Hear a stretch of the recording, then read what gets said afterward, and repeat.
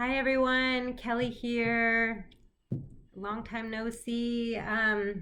Wish we were in class together today. But for now, I'll post a video about change. This is one of my favorite topics because I work with student leaders all the time and I see that they want to change the campus, they want to change the world, they want to change things in the community, and they just don't have many tools, and so they get pretty frustrated. Um, we're going to go through a lot of content today in this PowerPoint.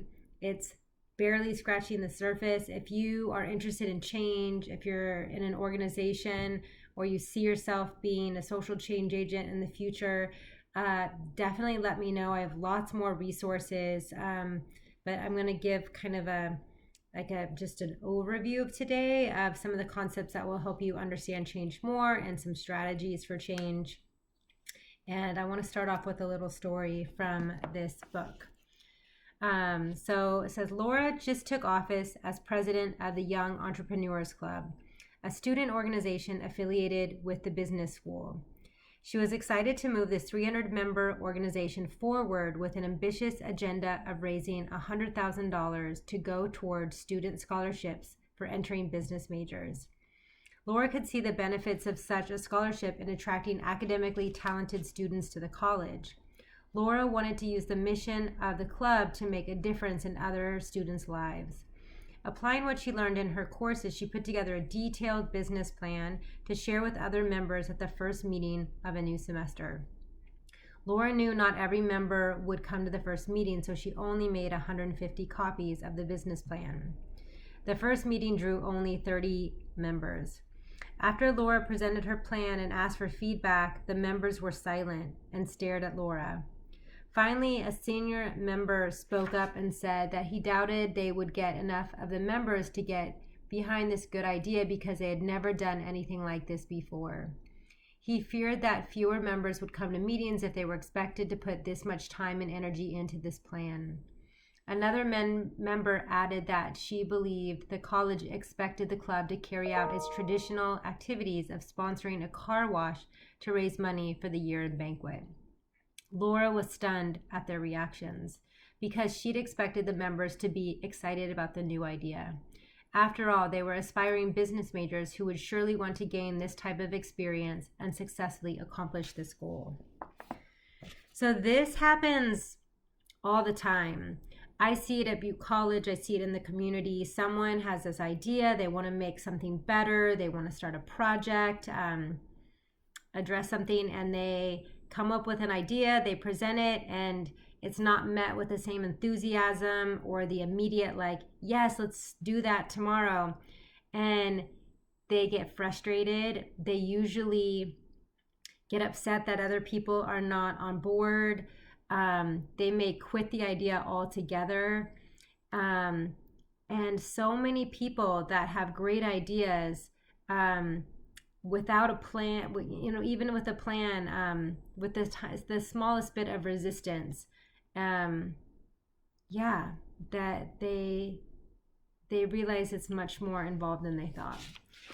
So I want to jump into this PowerPoint and give you some tools that, should you be in Laura's situation or your own, that you have some guidance on some helpful skills that you can have and some steps to your change project.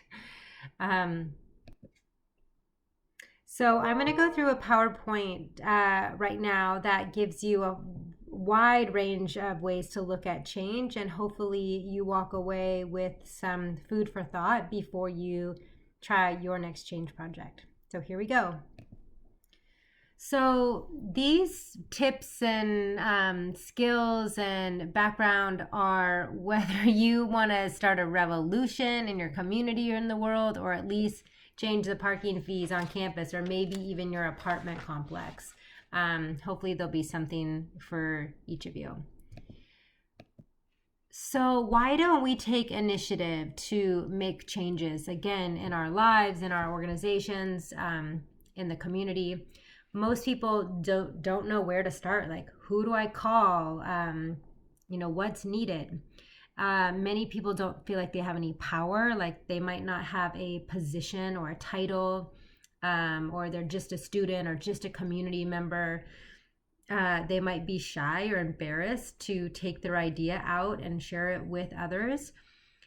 Sometimes people want to make change because they're really angry about something, how they're being treated or how something is affecting them in the workplace, and they might just be too angry to try to address it. Maybe they've had a bad experience in the past trying to affect change. A lot of people don't have time. They've already working, they have families, they have commitments. And so to have meetings or to add this onto their plate, another initiative, they don't take initiative. A lot of people doubt it will do any good, even if they try. And as we talked about last week, Rosa Parks, so many of us have this idea that change agents need to be this special person, or it's one person, or it's the person in the paper, there's someone that got the accolades, or we only hear about what happened when the change actually was successful. We don't hear about the months and the years and the tens or hundreds of people that have worked on this change over time. And that, it prevents us from moving forward. So people resist change for lots of reasons also. Like once change actually gets initiated, people are satisfied with the status quo. They fear the unknown. They're like, let's just keep things how they are. If it's not broke, let's not fix it. Or maybe they're not personally affected. Self-interest, not giving up something, even if it's a good project, if they might have to give up their corner office or give up a little bit of their paycheck or give up some of the access that they had, depending on what the situation is, they might not want to personally give up something. They might lack confidence. There's a lot happening with new technology, and people might hesitate to switch to a new technological platform because they're not sure if they can learn it or do it. Myopia is when you're not able to see beyond the present. So like you can't envision what it could become, what people are trying to get us to move to. We all are in our habits. We have really strong belief systems and values that keep us from wanting to change. Straight out stubbornness. And there's so many other reasons that people don't change. What's interesting is that when we look at change across cultures, these reasons for not taking initiative and why people resist change seem to be pretty similar across cultures. So understanding human behavior and the context of change is pretty vital when you are facilitating some sort of change process in an organization. All right, so there are changes that people perceive to be positive, and there's changes that people perceive to be negative. And there are pretty typical stages that people go through in each, depending on whether their perspective is positive or negative. So if it's positive or they see the benefit of it, they start off with uninformed optimism. There's some initial excitement about the project. That goes into informed pessimism when the reality begins to sink in. Is it actually going to work? Or is it going to happen? That can translate into hopeful realism, where you just begin to see the opportunities and benefits. It starts to happen a little bit. The informed optimism, as confidence grows, more people buy into the change, the project, the organization. That starts into completion, where that initial excitement and energy starts to become standardized or routine, and it's embedded into the workplace, again, the organization, the community, and we start to see reality and success. If the change is perceived to be negative, or the change is outside of someone's control or the organization's control, they go through really different stages. So stability would be the present state. Immobilization, the shock or paralysis to initial change. Denial of like, oh my gosh, this is not happening. I'm not doing it. There might be some anger, frustration, that is often interestingly directed at the people that are either initiating the change or supportive of it, or anybody that's not maybe directly affected. There can be some bargaining that happens, some negotiation of trying to get out of it or to deal with it a different way when the person can no longer deny that change is happening. There can be depression. Again, when people realize that it's kind of hopeless for them, that they have to do this even though they don't want to. They might start testing, and this is about regaining a sense of control. And so maybe finding ways that they can succeed with this change, or maybe they have a couple of like small victories where they get through it in a different way. And finally, acceptance, when we realize that the change is definitely inevitable. You're not going to get out of it. No denial, anger, bargaining is going to help us, and we have to move forward with it, even though you might be still adverse to the change. I mean, you could show so many examples of this happening with COVID. From March until now, people going through these stages of change, because I don't know anybody that really perceived the pandemic as a positive change. Pretty much everybody's seen it as a negative change and has been going through these stages. So generally, when you look at stages of change, you could divide them into 4 main areas. And this is, again, when change is perceived as negative.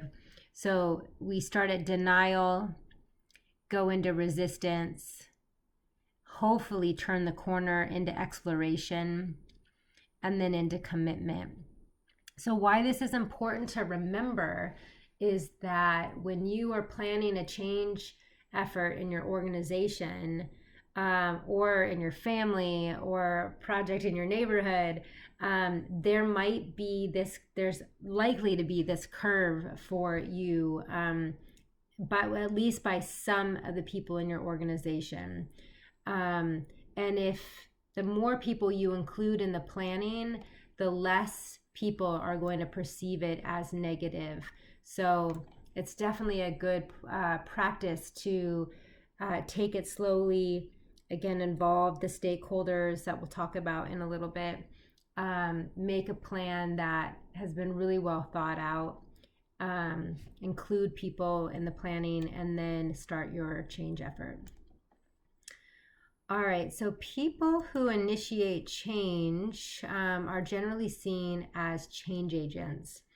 So a couple of the tools and skills that are useful for change agents are knowledge of the issue and the process of change, some of the things that we're going through today about the process of change, and then also whatever the issue is that you're dealing with, you want to be knowledgeable about that.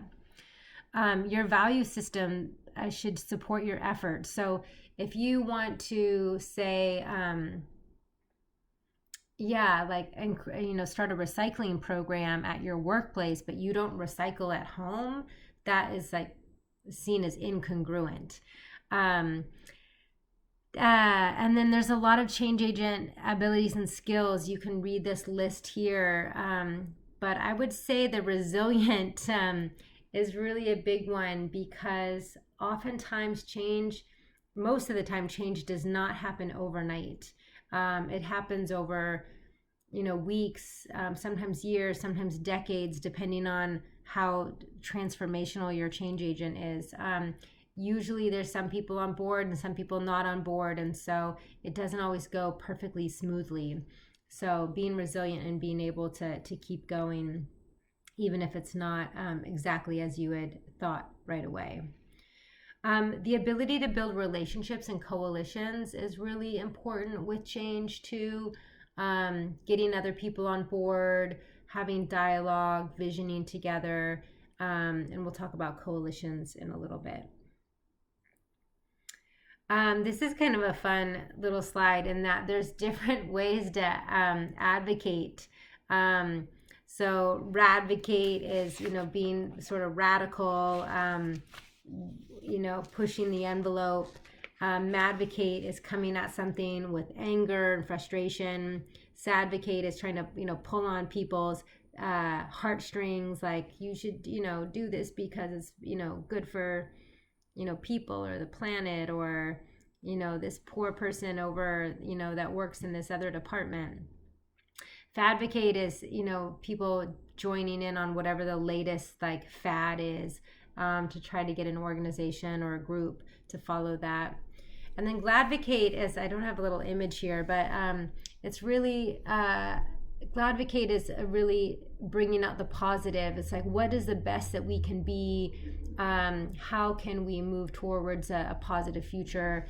And it's really more around appreciative inquiry, which we're going to talk about in just a few minutes. A different type of change agent works on social change, and these are typically, again, community, national, global issues that benefit, either social or environmental change, social justice work, things that are benefiting, like beyond yourself. And so you can see that there's these different change agent roles, the helper, the advocate, the organizer, and rebel, and they're ways at approaching change initiatives. And what you might find interesting is that they align fairly closely with the PACE palette and the Strengths Finder categories. So there's an assignment that you have to go through these, so I'm not going to go into detail about them, but it'd be interesting, like, where do you fall in these social change agent roles, and how do you typically address things in the community, your workplace, and how can you show up as a part of the team? So I really like this short formula for change to help you decide whether something that you want to do is worthwhile or not that it's worthwhile, if you have a chance of being successful. So the dissatisfaction with the way things currently are, multiplied by the vision of the way you would like them to be, multiplied again by the first steps needed to achieve the vision, all of that needs to be greater than the resistance to change. Otherwise, the resistance will become overpowering. And these aren't actually like numbers, like a math equation, like you don't like actually times them, but it's the factors, the combination of them, and how they amplify each other. If it's just you that's dissatisfied with things are, you might need to get a few other people on your team. Or if you don't have a clear vision or clear goal of what you want them to be, all the dissatisfaction in the world isn't going to help you get there because you don't have a clear vision. Or again, if you don't know what the first steps are, have the tools that you need, sometimes the resistance is just too great.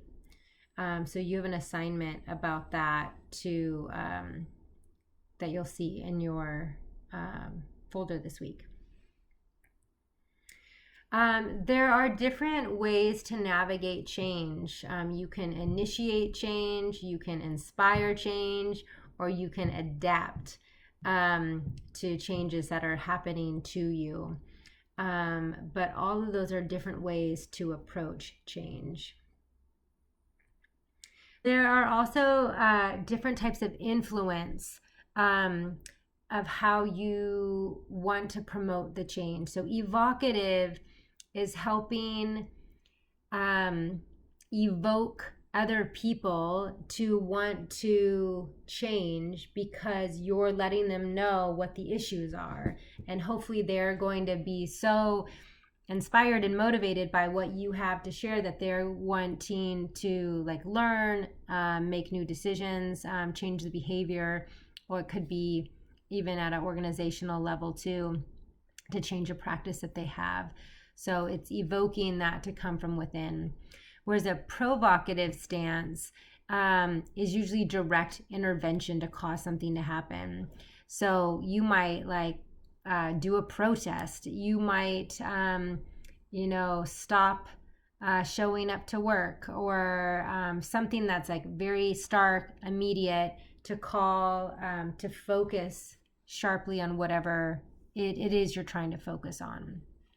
So those are decisions that you have to make depending on what the issue is, and also the sense of urgency. You might not have time to be evocative, or maybe you tried being evocative and nobody, made the change, and so you had to move into a more direct, provocative stance. Also, I would say evocative works better if you want to maintain relationships over the long term, whereas provocative can sometimes be stark and, it can be challenging for some people. But both are needed at different times. All right, let's see. Types of action. Okay, there's two different types of action too. So constraining is more like the provocative, which is forcing someone to do something, or it's limit or restricting someone or something from their free expression or action. The positive is that it impresses the urgency and that someone has to make a change or to respond, but it can promote a victim response, like a us versus them. Whereas an empowering is more like the evocative, and so trying to get people to change together, to use their authority or power to make a positive effect. And that oftentimes promotes a more of a creative response, ideally a win-win. And again, though, there's a time and a place for both of these, depending on the issue. This is part of your assignment this week, looking at different types of organizational change, or actually last week, and that there's depth, which is like how deep into like the core of the organization, and pervasive is like how widespread, in the organization, and that it's good for you to know what type of change you're trying to affect, and this would be in an organizational setting.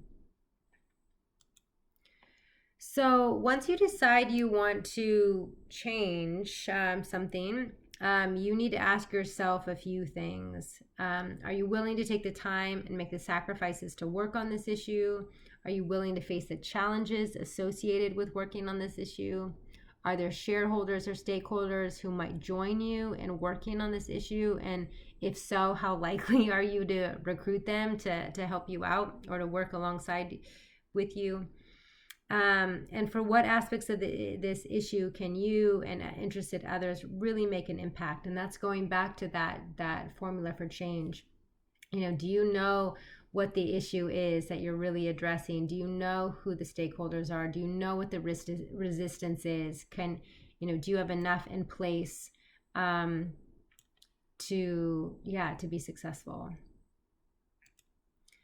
This is another list here. I'm missing a little bit at the very end here, but really looking at these steps. Sorry, the numbers are all messed up here, but looking at what you want to accomplish, understanding the history, understanding how the change will benefit other people, the organization, having a SMART goal. SMART stands for specific, measurable, attainable, relevant, and time-oriented.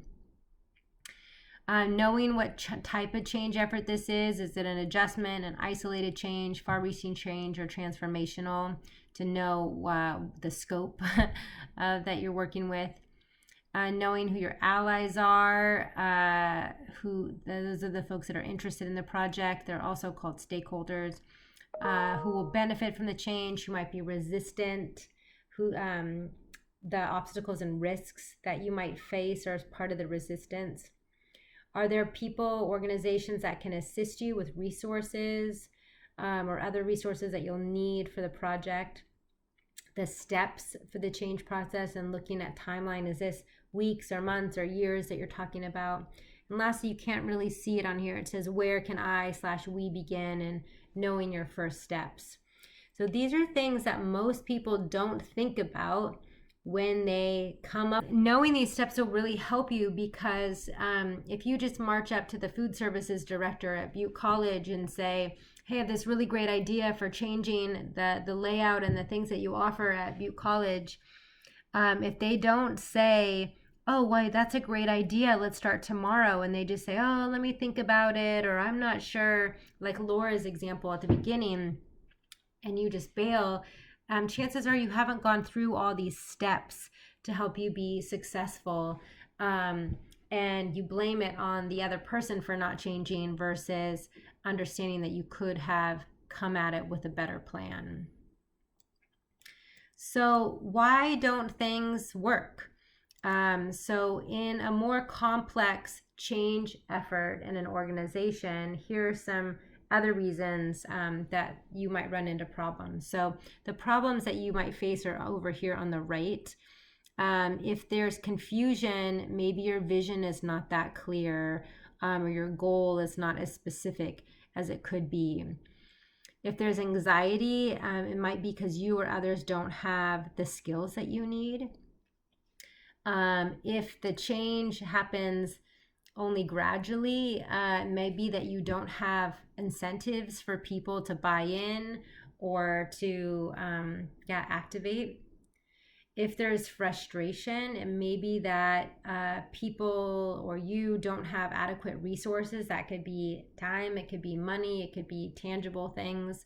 And so you get frustrated that you can't do what you really had envisioned. And if you have a lot of false starts, it might be that you don't have like an action plan of, again, a roadmap of beyond the first steps of what you might be doing next or down the road, or who's doing what. And so you might start and then it burns out, and then start and then it falls apart. So a lot of times people don't realize that when there's issues with the change, that it might just be in the planning process or the vision, that it would really help if you had really worked on these things from the beginning, and also be able to diagnose as you're going along. All right. Goal setting. I'm only going to briefly talk about this. This is part of your vision and goals that you want to do to make sure you have to understand there's a difference between short-term and long-term, and also being specific and general. A lot of people have general long-term goals. Like one that I hear all the time is, we really want to end homelessness in Chico. Well, what does that look like? What does that mean? When are you going to do it by? Or is there a certain aspect to it? Well, if you look in a shorter time frame, maybe people are like, well, in the interim, let's at least respond to the needs of families and individuals without homes during the winter. Like that's something we can do in the short term to get to a longer term goal. And then more specifically, you're like, well, let's respond to the needs for emergency hypothermia, specifically for homeless population in Chico this winter. This is a true project that started this process of coming up with these goals. Ended up starting the Chico Housing Action Team, and they created their winter shelters in Chico. I want to close with a short bit about the benefits of coalitions. So coalitions are a group of individuals or organizations that come together with ideally like a common outcome that they want to achieve. And so by bringing together different groups with that, you're able to gain skills and knowledge and expertise from others, and again, organizations that might know things that you don't know.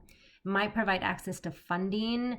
It might provide access to people in positions of power and influence to help you affect the change that you want. It can capitalize on the connections that others have. Again, it might be volunteers or donors or other skills, and could be access to buildings, equipments, processes, through resources that others have. Because usually on your own, you don't have a lot at your disposal. So getting others and organizations involved can really help with that. The downside to coalitions is that there can be tension. Different organizations have different styles of working together, or different styles of working. It might be a large organization and a small organization, different practices, different funding streams. So you get a mix of tensions between autonomy and accountability, sometimes mixed loyalties. The relationships and results could be tense. Again, you're widening this up into group dynamics and group development, and so you have the same stages that you might go through, even not in a change project with a new organization, the forming, storming, norming, and performing.